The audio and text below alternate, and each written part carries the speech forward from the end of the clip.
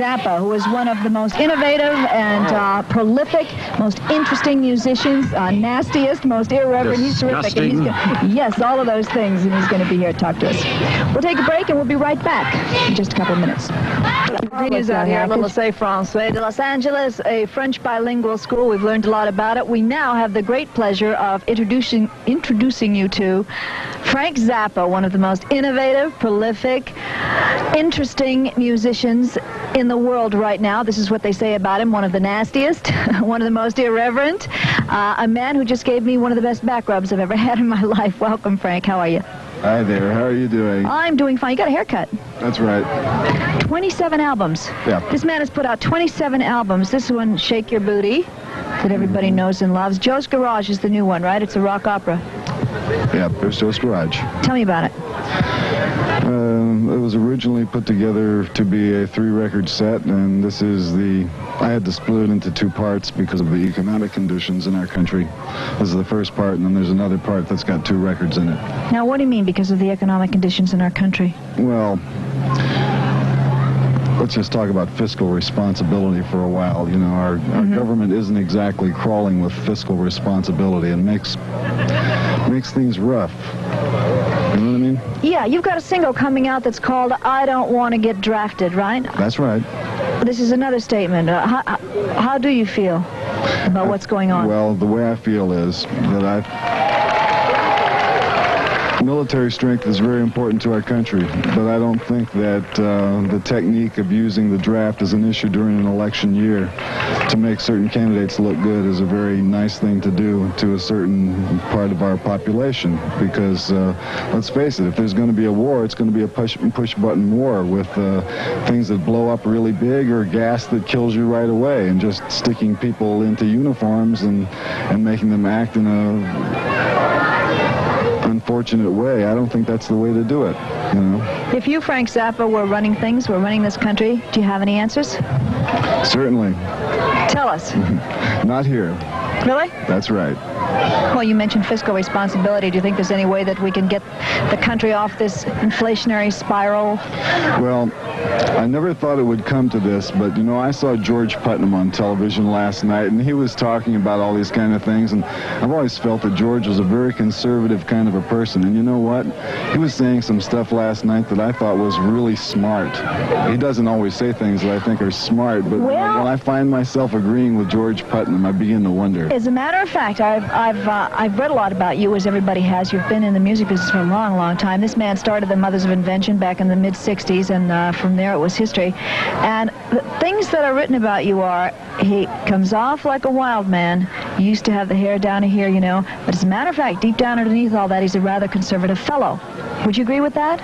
I'm probably even more conservative now than I was a couple of minutes ago. The more the country gets into the shape it's in. You're a local boy. You were born in Baltimore, but you brought up in San Diego and Lancaster, up in the high desert country, Southern California. What kind of a kid were you back in high school? I was naughty. That's what I hear. Got thrown out of school all the time. Yeah, that's true. They were very happy to be rid of me, and I was happy to be rid of them. But you really loved music from the time you were... that's one of the reasons why I didn't like school, because I always felt that what I was being trained to do in school was to grow up to be a consumer and not have have a chance to do anything that would improve the quality of my life or to participate in anything that was beautiful or interesting. It was really drudgery. So here you are, and a lot of... You've got yourself in a lot of trouble with your music along the way, too. Well, that's not exactly true. Well, the Jewish princess made a lot of people mad. The Anti-Defamation League were going to take you into court. Then you fixed everything by doing Catholic girls. This is also not true. There was never any question of the Anti-Defamation League taking me to court. As the Anti-Defamation League used the song Jewish Princess to obtain a certain amount of public relations value for their organization. There was no lawsuit. I mean, this is was never even anything in the paper that said lawsuit. And that's just people misreading what was actually printed in newspapers. The people do get very sober-sided, don't they? I mean, you've got a terrific sense of humor. You use it. You use it in your lyrics. You use it in your music. You offend some people. Does that bother you? No, it doesn't bother me. The only thing I feel about that is I feel sorry for people who can't laugh at things, because once you stop laughing, then you're really in a lot of trouble. And if you want to go back to the Jewish princess business for a moment, let's just say that if there weren't Jewish princesses, they would have a point. But unfortunately, they exist, or fortunately, depending on your viewpoint. All I did was state the fact that they're out there, and the song says, "I want one." So you were saying, fortunately, they exist because you kind of like them, right? So, why should they be getting on my case? But you are, I think, this is something that everybody in the business knows, in the music business. You are a very serious composer and very well respected by your peers. You care about music a lot, don't you? Well, of course. Did you study it? Yeah. Where? In the library and by listening to records. You've got a movie coming out, too. In June. Yeah. Yeah, you produced it. You're starring in it. You wrote it. Yeah, all that stuff. All of that. Tell us about that. It's called Baby Snakes, and it'll be coming out in June. It's about people who do stuff that's not normal. People like you. Well, I'm one of the people in the movie that's doing not normal stuff. There are other people. Do you like the movie?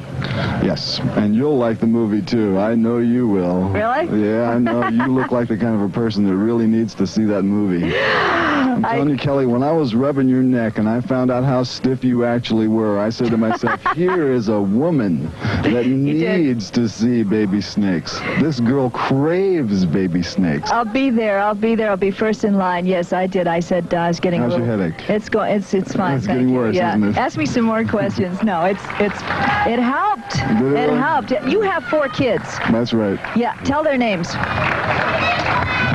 Moon, Dweezil, Amit, and Diva. And they are how old? They range in age from 13 to 7 months. And you don't think that they'll ever grow up and want to change their names to Tom and Debbie? And I would be amazed if they did, but they always have that option, unless, of course, the laws of our great country are changed to preclude it.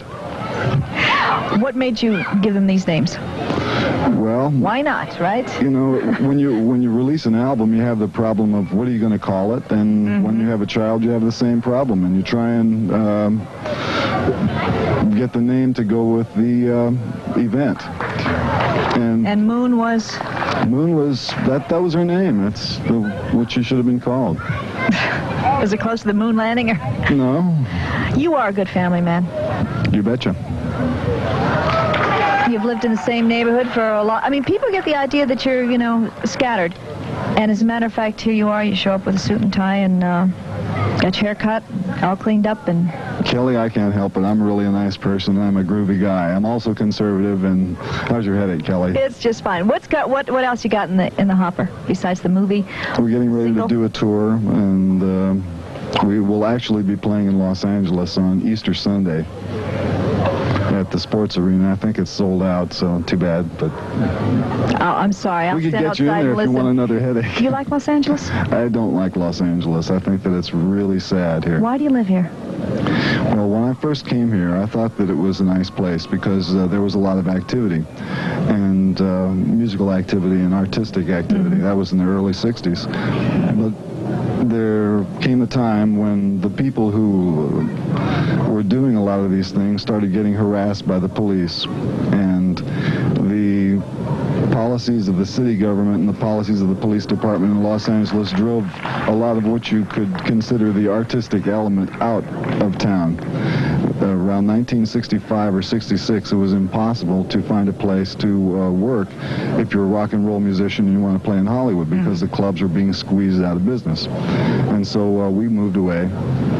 And you're back. Well, I came back because after moving to New York and working there for a while, and also having a child, it's very difficult for my imagination to think of raising a kid in New York. Right, if L.A. is bad, New York is worse. Frank Zappa, musician extraordinaire, back rubber, may I say. Thanks for coming down and spending some time with us. Bye. Bye. We'll be right back with Donald Sutherland and his family.